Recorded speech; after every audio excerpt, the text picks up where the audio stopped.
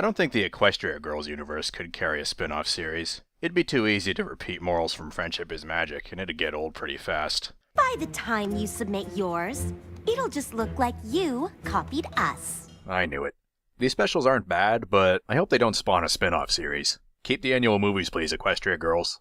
If you'd like an MLP spin-off to produce at the same time as Friendship is Magic rather than after it eventually ends, cause I doubt it'll end soon, I'd like to recommend taking advantage of two opportunities Hard to Say Anything has given us. There's an idea floating around the fandom that Big Mac, coming from Settler Pony stock, could eventually leave Sweet Apple Acres and move to Starlight's Village, not only to be with his beloved Sugar Belle, but also to help the villagers set up their own apple farm, the way Braeburn and his lot did in Appaloosa. This would provide Apple Bloom with a reason to move there as well. Why would this be practical? Because of ponies like Featherbangs. As vapid and raspberry-worthy as he was in Hard to Say Anything, the end of this episode was genius. Like the rest of the villagers, Featherbangs only recently got his cutie mark back and is plainly having trouble getting back in touch with what it represents. He sets too much store by it, and probably always had, and never got anywhere with the ladies. At least none that he was interested in. That could be why he came to the village and opted to have his cutie mark lobbed off in the first place. And chances are he's far from the only one in this town who's struggling to reconnect with their cutie mark. I deem it a smart move if Apple Bloom joined Big Mac in this village and brought along Scootaloo and Sweetie Belle. This concept's got story potential out the ass, and not just with ponies rediscovering the meanings of their recently returned marks. When we were first introduced to this place, we found there were foals living there as well. Welcome! It seems there are families in this town. Suppose some hapless foal was told by his rather stern parents that cutie marks were bad until they, like the rest of the village, realized that Starlight had suckered every pony. This youngster could be so steeped in anti-cutie mark propaganda that he's vehemently against striving for anything. Or he never believed his parents, and is blunt about his resentment to his parents now that they've wised up and aren't being so restrictive. Or he did get his cutie mark before Twilight and her lot came, and kept it hidden like Starlight did, and is still doing so because he's scared crapless of revealing it despite the lifted stricture.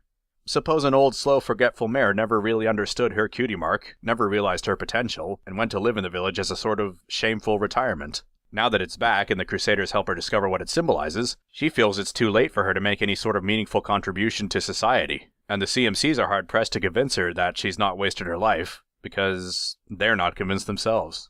Suppose some pony moved to Starlight's Village to escape a responsibility, or the law. He was happy having no obligation to anyone or anything, or is trying to avoid arrest. Either way, when it becomes clear that the bailiffs are closing in, he holds the village hostage. Get out of that one, cutie mark Crusaders. And here's the crowning cherry on the ever-free forest cake. Sweetie Belle, the group's unicorn, taps into her special brand of magic related to her cutie mark, and manages to adapt the large, powerful stone in the cave to become a sort of reverse cutie map.